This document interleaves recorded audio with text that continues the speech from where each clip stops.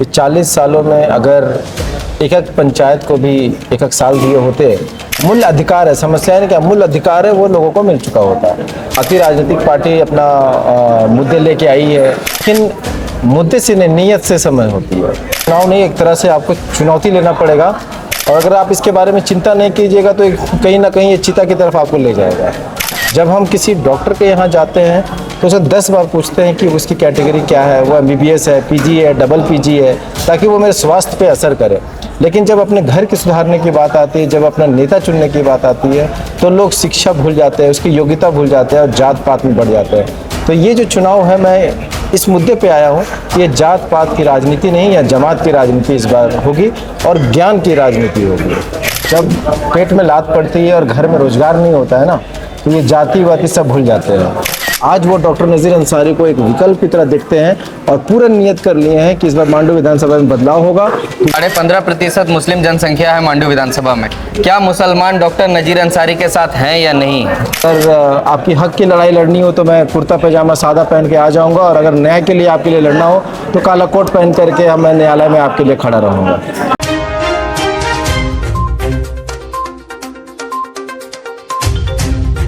लोकसभा चुनाव खत्म हो चुके हैं, अब विधानसभा चुनाव की बारी है।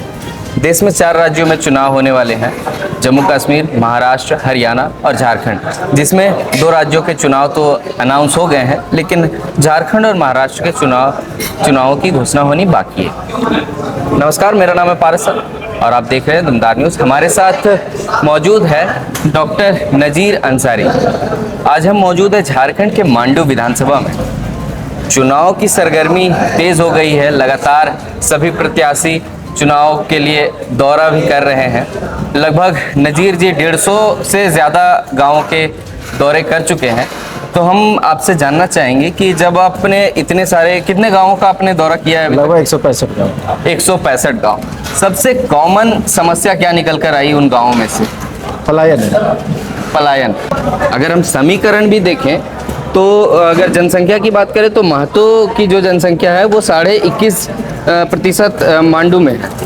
उसके बाद हम देखते हैं मुसलमान 15.5% हैं, मांझी लोग जो आदिवासी है वो लगभग 6% हैं। तो क्या लगता है सबसे ज़्यादा पलायन किन जातियों में है? ठीक है, सबसे पहले आपके न्यूज़ चैनल को हमारा आभार, अभिनंदन, झारखंडी जोहार और अस्सलाम वालेकुम। आपके व्यूअर्स को भी हमारा आभार। देखिए, पलायन जो समस्या है वो किसी जाति विशेष नहीं है। पलायन सबके लिए एक मुद्दा है और सबके लिए एक समस्या है। अगर इसको हम जाति, इस समस्या को भी जाति में तोल देंगे तो वो अच्छी बात नहीं है। तो मैं इस पलायन को जाति विशेष नहीं करके मैं एक जमात का प्रॉब्लम मानता हूँ। और मुझे लगता है किसी घर में अगर चूल्हा ना जले तो उसमें जाति नहीं आ सकती। जैसे हम अगर देखें मांडू में, तो जो मांडू का क्षेत्र है ये भारतीय जनता पार्टी और आजसू जो महतो की राजनीति करते थे अभी तक, क्योंकि अब महतो की राजनीति 2 भागों में बट चुकी है, JBKSS और आजसू।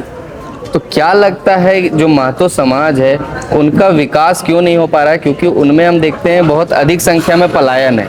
तो राजनीति करने के लिए तो 2 दल आ चुके हैं, JBKSS और आजसू, लेकिन इनके लिए जो काम होना चाहिए क्षेत्र में वो अभी तक हो नहीं पाया। तो क्या ऐसा लगता है कि इनका पलायन कैसे रुकेगा? आपका विजन क्या है मांडू को लेकर के, आप क्लियर कीजिए। देखिए, विजन एकदम बिल्कुल साफ है मेरा कि 40 सालों में अगर एक एक पंचायत को भी एक एक साल दिए होते, तो 40 साल में 90-91 पंचायत है वो सारा, मेरे को लगता है कि 80% समस्याएं जो मूल अधिकार है, समस्या है क्या, मूल अधिकार है वो लोगों को मिल चुका होता है।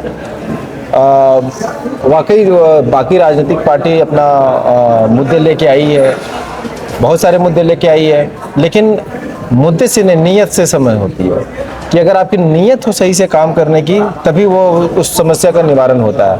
और मुझे यही डिफरेंस नज़र आता है बाकी जितने भी राजनेता और हमारे में, कि हमारे अंदर नीयत है जन सेवा करने की, और जितने भी सरकार की योजनाएं हैं या लाभकारी योजनाएं हैं वो धरातल पे उतारने की।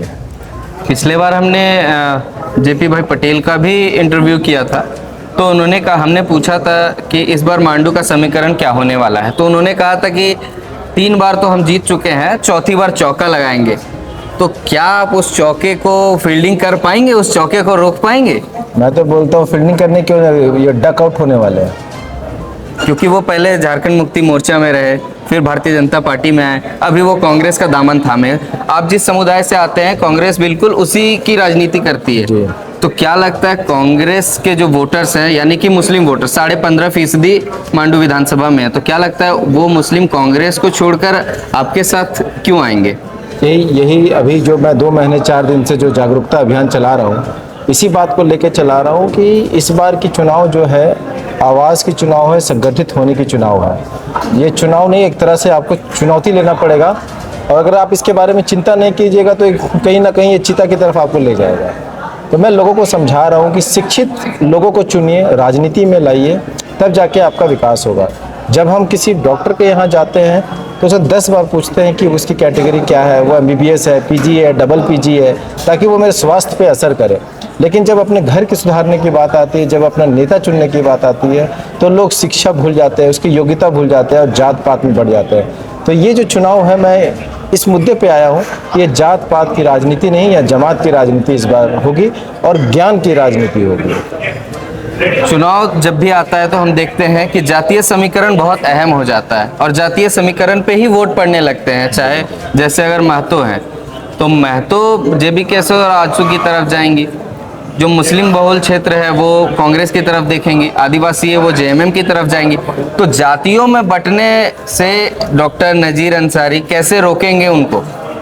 मैं आपको एक बात बता देता हूँ, जब पेट में लात पड़ती है और घर में रोजगार नहीं होता है ना, तो ये जाति वाति सब भूल जाते हैं। क्योंकि हम जो भी नेता देखते हैं वो तो जाति विशेष की बात करके चुनाव में आती है और चुनाव जीतने का कोशिश करती है, जातियों को लुभाने का कोशिश करती है। तो लोगों को जातियों में बंटने से आप कैसे रोकेंगे? आप मेरे अगर सभा देख रहे होंगे और जनसंपर्क देख रहे होंगे, तो मेरे जनसंपर्क में हर समाज के लोग शामिल हैं, छोटे से छोटे, बड़े से बड़े, हर वर्ग के लोग शामिल हैं।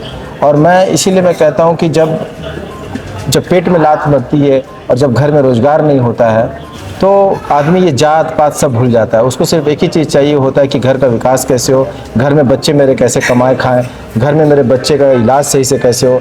तो अभी 40 साल से लोगों का इतना मनोबल टूट गया है, इतना मनोबल टूट गया है कि उनके पास विकल्प नहीं था। आज वो डॉक्टर नज़ीर अंसारी को एक विकल्प की तरह देखते हैं और पूरा नियत कर लिए हैं कि इस बार मांडू विधानसभा में बदलाव होगा। क्योंकि 40 साल से अगर आप किसी को देख रहे हैं, 40 साल से आप ठगे जा रहे हैं, तो कम एक बार 5 साल और ठगे भी जाएंगे तो कोई फर्क नहीं पड़ेगा, लेकिन इस विकास की परिभाषा को इस 5 साल में उनको देखने को मिलेगा। चाहे वो विधानसभा हो, चाहे वो लोकसभा चुनाव हो, हम देखते हैं मांडू से जो प्यार है और वोट है वो जनता दे देती है भारतीय जनता पार्टी को। विधानसभा चुनाव में भी पिछली बार लगातार 5 साल राज के भारतीय जनता पार्टी के कैंडिडेट, लोकसभा में तो लगातार 3 बार रहे। तो फिर भी यहाँ पर रोजगार की सबसे बड़ी समस्या है। तो रोजगार के लिए डॉक्टर नसीर अंसारी का क्या विजन है? देखिए, अगर ये 3 साल केंद्र में रह करके और यहाँ पर आप जो बता रहे पिछले 5 वर्षों से बीजेपी के उम्मीदवार हैं और फिर भी सॉल्यूशन नहीं हो रहा है या इसके प्रयास तर नहीं है, तो कहीं ना कहीं एक विफलता का प्रतीक है ये। मेरा तो ये है कि हम जितने भी हमारे जो सरकारी विभाग हैं, और जैसे CCL, टाटा है ना, और पावर प्लांट्स हैं, जितने भी स्पंज आयरन फैक्ट्रीज़ हैं, जितने भी हमारे और छोटे मोटे लघु कुटीर उद्योग हैं, कृषि क्षेत्र से रिलेटेड जितने भी प्लांट्स हैं, पाइप फैक्ट्रीज़ हैं, इन सब में एक तरह का स्थानीय नीति लागू करवाना मेरा पहला प्राथमिकता होगी। क्योंकि जब तक स्थानीय नीति नहीं लगेगी, जब तक लोगों को गारंटीड रोजगार नहीं मिलेगा, तब तक ये पलायन भी नहीं रुकेगी और ये नशे का जो सबसे बड़ा मुद्दा है वो भी नहीं रुकेगा। क्योंकि मैं आपको बता दूं कि जैसे बिहार में स्थानीय नीति लगी है कि ग्रुप C और ग्रुप D का जो वैकेंसी है वो सिर्फ बिहारियों को मिलेगा, उसी तरह यहाँ भी उसी 90 और 10 की पॉलिसी है। तो यहाँ भी वही लागू होनी चाहिए।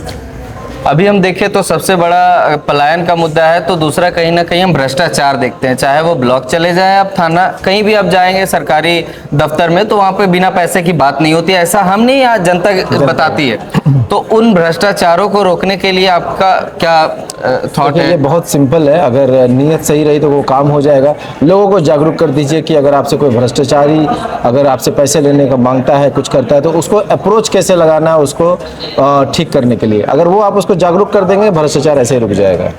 जैसा आपका जनसंपर्क चल रहा है, आपको जैसा जन समर्थन मिल रहा है, अगर आने वाले विधानसभा चुनाव में किसी भी पॉलिटिकल पार्टी से डॉक्टर नज़ीर अंसारी को ऑफर आता है, तो क्या उस ऑफर को एक्सेप्ट करेंगे, किसी पार्टी में ज्वाइन करेंगे, या फिर अलोन यू इनफ? मैं समझता हूँ कि ये तो भविष्य काल की बात हो गई कि कल क्या होगा ये ना मैंने देखा है ना आपने देखा है, लेकिन जो जनता के विचार और हमारे विचार से जो पार्टी मेल रखती है और हमारे मुद्दों को सीरियसली लेती है और उसको समाधान करने का विचार करती है, तो मैं उस बड़े पार्टी एज ए गार्जियन उनको विलय करना पसंद करूंगा। और जो विचारधारा से एकदम अलग है, मैं समझता हूँ कि मैं निर्दलीय ठीक हूँ। क्या विचारधारा है डॉक्टर नजीर अंसारी की? कि सब धर्म को साथ लेके चलना है, सब जातियों को साथ लेके चलना है, सारे वर्गों को लेके साथ चलना है और विकास की एक अलग परिभाषा देनी है। क्या लगता है इस बार मांडू में क्या कुछ होने जा रहा है? बदलाव होने जा रहा है। लोग जो है इस बार उत्सुक हैं, उत्साह से भरे पड़े हैं कि लोगों ने एक नया चेहरा देखा है। पिछले 40 साल में एक नया चेहरा देखा, और चेहरा ही नहीं, एक शिक्षित चेहरा देखा है, और इससे उनका मनोबल बढ़ गया है कि हमारी प्रॉब्लम्स को ये सही तरीके से कैसे, कहाँ, कब रखना है इन्हें मालूम है। और इसीलिए मैं कहता हूँ कि अगर आपकी हक की लड़ाई लड़नी हो तो मैं कुर्ता पैजामा सादा पहन के आ जाऊँगा, और अगर न्याय के लिए आपके लिए लड़ना हो तो काला कोट पहन करके मैं न्यायालय में आपके लिए खड़ा रहूँगा। विधानसभा चुनाव नजदीक है। 15.5% मुस्लिम जनसंख्या है मांडू विधानसभा में। क्या मुसलमान डॉक्टर नजीर अंसारी के साथ हैं या नहीं? मैं तो पूरे 100 या 200% से बोल रहा हूँ कि हमारे साथ हैं, और सिर्फ वो मुसलमान ही नहीं, जितने भी SC ST OBC सामान्य हैं, इनफैक्ट सबको ही हम लोग एक साथ हैं। अब वो आपको तब दिखेगा जब वोटिंग होगी। अभी कहना बोलना कुछ ज़्यादा ही हो जाएगा, लेकिन मैं आपको यकीन दिलाता हूँ कि सारे वर्गों के लोग हमारे साथ हैं। तो मांडू विधानसभा का तापमान डॉक्टर नजीर अंसारी ने बढ़ा दिया है। आज बहुत बड़े पैमाने पर प्रेस कॉन्फ्रेंस करके अपना जो विज़न है मांडू को लेकर के उन्होंने यहाँ पत्रकारों को सौंपा है। अब देखना ये होगा कि आने वाले विधानसभा चुनाव तक क्या कुछ होता है समीकरण, कैसे बदलते हैं चुनावी रण। तब तक के लिए आप हमारे साथ बने रहें। कैमरा पर्सन सूरज के साथ मैं पारस राज, दमदार न्यूज़ के लिए धन्यवाद।